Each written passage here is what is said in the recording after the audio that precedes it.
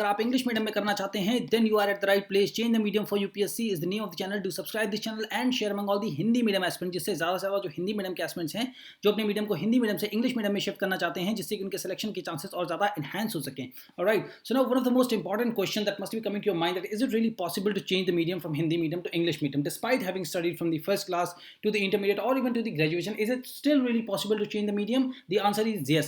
And now the most important question must be coming to your mind is that yes, if it is possible, okay, that's fine, but how it is possible, right? What are the steps one needs to take, right? What one needs to do in order to change the medium from Hindi medium to English medium, right? So here has come one of the most important editorial that I would suggest that every civil services aspirant, every single civil services aspirant who are just beginning or who are just about to begin their preparation for the UPSC examination or any other state civil service examination, in order to just to go, in order to just to get to know about that how India's journey from being almost nothing, like when the India got independence in 1947. So what was the situation of India at that point in time, and now what is the situation of India being in the race of the great power, right? So how India has completed this journey, or still it is the evolving journey, right? So this particular editorial discussion is going to be mostly in English to English, right? So this is so why I am suggesting that you should start listening more and more into English. See, the Hindi medium students, जितना ज़्यादा से ज़्यादा means the more and more you listen things in English, this will help you to understand the things in English, and it will help you to just get familiarized with the English language, right? So your fear will get out of your mind, right? Because right now you might be having a lot of fear in your mind that, okay, I have not heard the English, I don't know how to speak in English, I don't know so many vocabularies, I have not studied from the English medium student, right? So there will be so many things, myths, right, in your mind, right? So everything will get busted the moment you'll start reading things in English and the moment you'll start listening things more and more into English, right? So here we are going to discuss about this particular editorial, and the heading of that editorial is that dilemmas of India's great power ambition, right? So if I underline it, right, if I underline this line, dilemmas of India, so here let me make it a little bit, yeah, so here dilemmas of India's great power ambitions, right? Dilemmas of India's great power ambitions, right? So this is the heading. So whenever you start reading any editorial, so see, focus on what I say. Every civil services aspirant, right, whosoever is preparing in Hindi medium and wants to change from Hindi medium to English medium in order to enhance your chances of getting into the civil service examination manifold. See, if Hindi medium students will not start preparing in English medium, how can you think that your selection chances will get increased, right? Only 20 to 25 students or the candidates get selected from the Hindi medium, right, in the civil service examination, right? So we will have to increase this number by changing our medium to prepare the civil service examination in English medium, so that the Hindi medium aspirants or the candidates could enter into the civil service examination like 3 to 400 out of 1000, right? So whatever I am speaking, you just don't think I would not be able to understand, I don't understand English, right? How would I be able to understand sir is speaking in English, right? Just try to understand some sense, at least listen to it, right? It will help you to understand. See, which day will come in your life when you will start listening, right? So you'll have to start from right now and be very selfish about your preparation, because it is your life, your energy, your money, right, your youth, everything you are sacrificing just for the sake of getting into the civil service examination. That means you want to crack the this examination, right? So after having cracked the examination, only you'd be able to get the IAS, IPS or IRS or whatever the service preferences that you might be having, right? So be very clear in your mind that you have to prepare from the English medium, and this particular channel, Change the Medium for UPSC, the only motto of the channel is to help the Hindi medium aspirants, right, so that they can change the medium from Hindi medium to English medium, right? So is video mein mostly I will be speaking in English, and you just try and make a sense, and after I explain this video, after watching this video, what you need to do, you just read once this particular editorial and make very short notes, and I'll be telling you how to make the notes also here, right? Okay, see, suppose if you start reading this particular newspaper,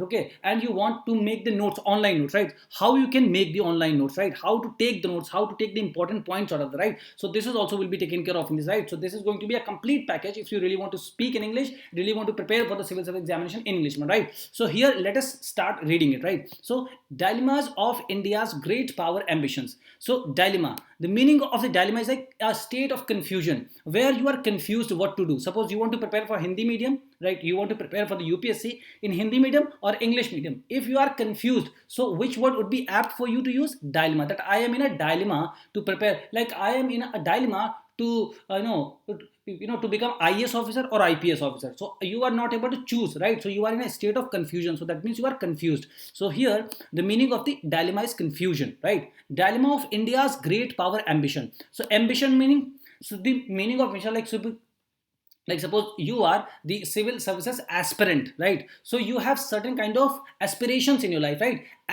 So it is like same ambition, like you want something, right? So in what, like what do you want yourself to be in the future? So that is what the meaning of the ambition, that okay, I want to be a millionaire, I want to become an IAS officer, I want to become an, actually the actor, scientist, musician, or anything that you like to. So you have an ambition, right? So that ambition. So now here is of India's great power. So India's great power. India wants to become a great power. Now, what is the meaning of the great power? Great power like USA, United Kingdom, Russia, China. So these are the great power. The Japan, the Germany, right? So these countries are the great powers, right? So great power. So India's great power ambitions. Dilemmas of India's great power ambition, that India is confused in its journey in order to become a great power, right? So this is how you should understand, right? So now let us read and understand what is it, right? What kind of a global power will India be if India becomes a global? Suppose I'm explaining now, okay? What kind of a global power will India be? So when India becomes a global power, so which kind of global power will it be? For example, I'm giving you. Suppose if we talk about the USA, so USA is a very kind of hospitable country because a lot of people go to USA and settle there, right? So it is a very hospitable, very acceptable country, right? So actually USA's culture is that it accepts the people from across the world. But if you want to like becoming like if we take the example of the China, so it is very aggressive country, right? It actually does not open the door for all the people to come in, right? So if India becomes the world power or the global power, so which kind of power actually India wants to be it like no actually the USA or like the China, right? So we need to choose. Okay, so this is what the meaning. So I'm explaining it, right, more and more, so that you could be like able to understand and make the links between, right? There are those who argue that India should aspire to be a great power. So there are people, like there are so many people, but out of so many people there are few people who say that, means who say that, like who argue that, who say that India should aspire, that yes, India should go for becoming a great power. Okay, that is perfectly fine. Okay, and assert its growing power internationally. And when India will become the global power or the great power, then India should assert, means it start using its power, it start using its status, right, internationally. Internationally, how internationally? Like suppose Ukraine and Russia war is happening right. So India, if India becomes the great power, so how India will use its great power status? Because India will go then, and then India will ask to Russia and Ukraine, India will start talking that please stop this war, right? So India will find some way. So this is how India will show, right, it's kind of assertiveness. Okay, that I have a kind of great power status, and I have like so many things in at hand, like so many resources, right? We are going to be the fifth largest economy in the world, one of the largest militaries in the world. So India becomes the great power, so India will have these kind of things in its hand, right? So that means India's status will go up. Okay, so in this editorial we are talking about like this. So others argue that, means one set of people say that India should become great power and start asserting its global power internationally, right? And other set of people, like others, argue that India should focus on the uplift of millions of its people above the poverty line. But other set of people, like 100 people are there, okay, so 50 people are saying that okay, India, you should go and become a global power. But rest of the 50 people who say that no, India, you should first focus on the poverty. Okay, in India there is huge poverty, right? So millions of its people, like means millions, lakhs of the people are above the poverty line. Okay, means uplift them, right? So that actually the reduction in the poverty could happen in the country, and more people could become more wealthier, right? And I know actually people would having a lot of money in hand, so actually generate the employment, right? So a lot of actually people are saying or suggesting India to bring down the poverty line in India and improve the governance. How to improve the governance? That like anything that you do, you have to give the bribe, right? So actually the corruption is also, right? So improve the governance also. So many people are suggesting this also.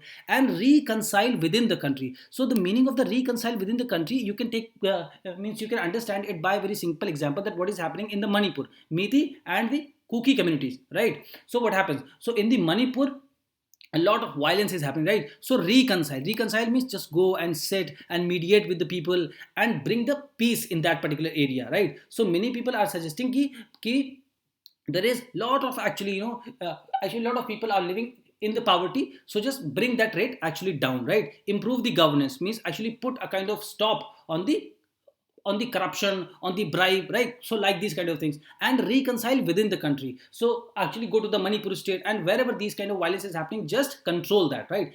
and before venturing into making a better world. So actually first settle these kind of things, one, two, and three kind of things, and then venturing, and then go into making a better world, right? So this is how actually people are divided into two sets. Like, few people are suggesting that go just become a global power and start asserting your power. But the second set of people who are suggesting that, okay, there is huge poverty in India, so work on that, improve the governance, and go to the Manipur and these kind of states where the violence is going on, right? And after that you can think, right, that I am actually a huge power, a great power, a world power. Then you start doing and playing your role whatever the way it suits, right? So it is a false binary. So binary means something which is based on two things, right? False means wrong, right? So false binary. So what is that false binary? That notwithstanding equally faulty, hyper nationalist and deeply pessimistic narratives, right? So notwithstanding here, despite means without having something, right? So here what happens that in India these days, like suppose if you say that hyper nation, so what is the hyper nationalist? Means actually people are so much enthusiastic, very much enthusiastic about, very much energetic about the nationalism, like, Jai Shri Ram, and all these kind of slogans, actually sloganeering is happening, right? So mob lynchings happen because of that, because very least actually trust is being shown upon the Muslim. Like suppose if somebody is taking the cow in his cart or in his bike or in his something, right, and if they are going somewhere, so they are presumed that, okay, this person must be Muslim and he is going to cut this cow, right? So on that pretext only, on that actually doubt only, they actually beat the people to the death, right? So that kind of hypernation, so that is a negative point in India's perspective, right? So that should be completely avoided. And the deeply pessimistic narratives, and few people talk about India, that India will never grow, India has a lot of corruption and people are illiterate, a lot of actually poverty, right? India is not a good place to stay, Hindu, Muslim, so many religious things are happening, right? So these kind of narratives should also be avoided, right? So the story of the rise of India and the attendant challenges. So the attendant challenges, attendance means what? Attendant challenges means the kind of challenges that India has in order to become the global power. So attendant challenges means like the Manipur crisis kind of things are happening. So this is called the regionalism, like, and the Nagaland and the Bodo land and the Maratha land. So these kind of secessionist movements are going on, right? And and we can say about the poverty, right? So these kind of things, and unemployment. So these kind of issues are there. So actually these are the attendant challenges that India needs to address before it could just embark on the journey of becoming a great global power, right? So must be proactively and critically engaged. So India should be very much active. India should be very much active and sensitive, and very much actually sensitive to know that what is happening in the Manipur. So I'm just taking the example of Manipur to make you understand, right, that what is the meaning of the proactively and critically engaged, right? And then for the kind of power the India would become will not only define the future of the world in important ways. So if settling these issues, if settling these all these issues that I have just talked about, okay, if India is doing well on these issues, then if India becomes the world power, then it will be very, very important for the future of the world, right? But means on the other hand, it will help the world also, but shape the destiny of 1.4 billion and growing citizen also, right? So if India becomes the world power after having settled all these issues that I have just talked about, right, then the 1.4 billion and is still growing, means our population is still growing, right? So we are, I think, the most populous country in the world. We have surpassed the China also, right? So it will be very helpful for the people of India also, who are 1.4 billion, right, on the written kind of records, right? So this is what it meaning. Ignoring or dismissing the global consequences. So ignoring or dismissing the global consequences of a rising India's power is unwise. So if we ignore means ignore or actually dismiss, both are one and the same thing. So ignoring or dismissing the global consequences of a rising India's power is unwise. So if you are thinking that if India is going to become a rising power, right, and what would be the result of that, right? So if we do not know that what would be the result after India become the world power, what will happen? If we don't know that, that is also unwise, that is also not very good, right? So we should be very mindful of the fact that also, but doing so without being rooted in the realities of the country's inherent limitations would be a strategic blunder. So inherent limitations means what? In India, what are the inherent limitations in India? If I ask you a very simple question, so inherent limitations in India, like, the employment is not there, right? Cessationist movements are going on, Manipur like issues are going on, economy is not doing that well that we are expecting it to be, right? So these kind of few things which are inherent in limitations. So first we settle these and then we actually impart on the journey of the becoming of global power, right? So this is what is being said in this paragraph. So power and consequences. So do not understand or do not actually just in the first go try to understand the meaning of the heading. So if you read the heading, first read this kind of paragraphs just lower, right? Then you'll be able to understand that what is the meaning of this, right? So let us start with the India. So let us start with the India of 1991, right? So what was the situation of India in 1991? That is what we are going to talk about. So how India was in 1991? It was weak country. It was a poor country, and it was a deeply beleaguered country. Beleaguered means it was not happy. It was not pleasant kind of country. It was in a very critical situation, right? With a foreign exchange reverse, means at that point in time in 1991 somewhere, we had a foreign exchange reserve of about 5.8 billion, which was very minimal. And right now, and actually in today's time, we have 600 billion. 600 billion and 5.8 billion. You can see a huge difference, right? And a nominal GDP of 270.11 billion dollar. Right now we are going to approach like 4 trillion dollar, right? So in 1991, see the situation of India, which was very beleaguered, right? Very unpleasant, very critical, right? For population of 846 million, right? 846 million. So means like 84 crore people were there, right? In actually 19 was somewhere around, right? Around 50% of whom were poor. Means most of the people means out of this, like suppose we had like 84 crore people. So like 42 or 43 crore people are poor.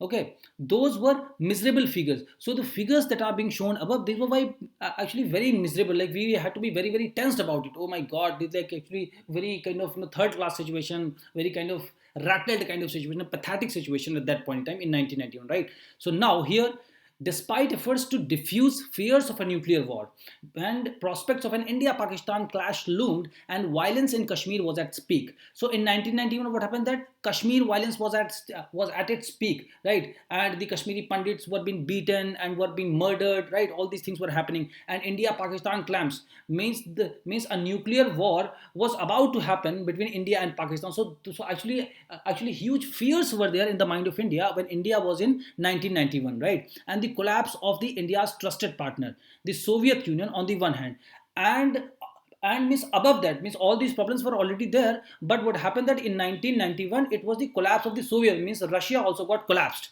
right? The Soviet Union got collapsed, and strained relations with the United States on the other hand. So what happened that strained means not very friendly. So we were not enjoying that friendly relationship as we enjoying it today with the United States. So the relationship with Russia was also not that good at that point in time, right?